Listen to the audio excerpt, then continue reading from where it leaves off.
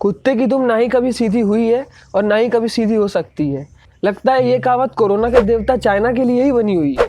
But काश उस कुत्ते की 1% वफादारी भी इनके पास आ जाती। भारत अभी बहुत ही मुश्किल दौर से गुजर रहा है और ऐसे में आप चाइना की इस बेगैरत, बेहया और बेशरम हरकत के बारे में सोच भी नहीं सकते। सो इस वीडियो में हम इस चाइना के शर्मनाक इंसिडेंट के बारे में जानेंगे। So please share this video.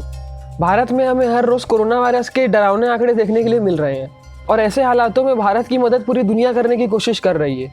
कोई हमें वैक्सीन दे रहा है तो कोई हमें वेंटिलेटर्स, कोई हज़ारों किलोमीटर दूर से हमें ऑक्सीजन टैंक्स भेज रहा है तो कोई ऑक्सीजन मैन्युफैक्चरिंग करने के लिए ऑक्सीजन कंसंट्रेटर्स।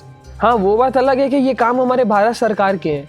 बट ठीक है, जब हमारी खुद की सरकार अपनी सरकार बनाने में व्यस्त होगी तो जनता की जिम्मेदारी किसी को तो लेनी पड़ेगी ना। और ऐसे में चाइना की शर्मनाक हरकत सामने आई। चाइना की वीवो साइट पर चाइनीज़ लॉ एजेंसी के ऑफिशियल हैंडल से ये इमेज वायरल हुई। जैसे इंडिया के लोग ट्विटर यूज़ करते हैं वैसे ही चाइना में वीवो यूज़ किया जाता है। लेकिन आखिर इस इमेज में ऐसा है क्या? हाल ही में चाइना में हुए रॉकेट लॉन्च को इंडिया में हो रहे अंतिम संस्कार से कंपेयर किया गया एंड लिखा गया lighting a fire in China versus lighting a fire in India. मतलब सारी बेशर्मी का अगर किसी ने अल्टीमेट लेवल नहीं देखा हो तो ये देख लीजिए।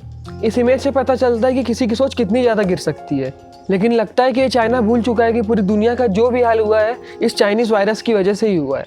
और उससे भी ज़्यादा शर्म की बात, इस पोस्ट से ठीक एक दिन पहले चाइना के प्रेसिडेंट शी जिनपिंग और कोरोना किंग ने इंसानियत से भरा हुआ लेटर पीएम मोदी को लिखा, जिसमें उनका कहना था कि हम इंडिया के साथ हैं और हम इंडिया की हर पॉसिबल मदद करेंगे, आप रहने ही दो। और मज़े की बात, जिस रॉकेट लॉन्च का ये जश्न मना रहे थे वो रॉकेट भी हो गया क्रैश। आखिर यही तो है कर्मा का करिश्मा। ये तो होना ही था। लेकिन ये पोस्ट चाइनीज गवर्नमेंट को अल्टीमेटली डिलीट करनी पड़ी।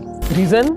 जितना गुस्सा इस पोस्ट को देख के हमें आ रहा है उतना ही गुस्सा चाइना के लोगों को आया और चाइना के लोगों ने इसके लिए अपनी सरकार की तरफ से माफ़ी भी मांगी। और यही नहीं, चाइना के लोगों ने अपनी सरकार को क्रिटिसाइज भी किया। सो देखा, किसी भी जगह में हर कोई बुरा नहीं हो सकता। आखिर कमल भी तो कीचड़ में ही खिलता है, राइट? सी, माना भारत का भी बुरा वक्त चल रहा है लेकिन याद रखिए वो भी बहुत जल्दी निकल जाएगा। और इतिहास गवाह है, भारत के ऊपर जब जब मुसीबतों का पहाड़ टूटा है भारत के लोगों ने इस पहाड़ को भी हराया है। और जिन्हें भी लगता है भारत टूट गया या भारत हार गया, वो सिर्फ एक चीज़ याद रखें, भारत कोई पत्थर नहीं है जो इस मुसीबत से और लोगों के फालतू कमेंट से टूट जाए, बल्कि भारत उस स्प्रिंग की तरह है जो सारी मुसीबतों को सहता ही नहीं बल्कि अपना समय आने पर दुगनी तेजी से पलटवार भी करता है। और यकीन ना हो तो पाकिस्तान से पूछ लेना।